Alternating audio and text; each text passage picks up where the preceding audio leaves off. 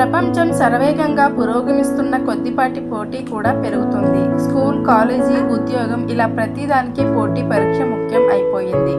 పోటీ పరీక్షల్లో విజయం సాధిస్తేనే స్కూల్, కాలేజీల్లో అడ్మిషన్లు, ఉద్యోగాలు వస్తున్నాయి. అందుకే జనరల్ నాలెడ్జ్ పెంపొందించుకోవడం చాలా ముఖ్యం. ఇంటర్నెట్లో కామన్ నాలెడ్జ్ ప్రశ్న ఒకటి వైరల్ అవుతుంది. అదేంటంటే, ఏ కాయలను విమానంలో తీసుకెళ్ళకూడదు? ఈ ప్రశ్నకు సమాధానం చాలా మందికి తెలియదు. ఈ ప్రశ్నకు సరైన సమాధానం కొబ్బరికాయ.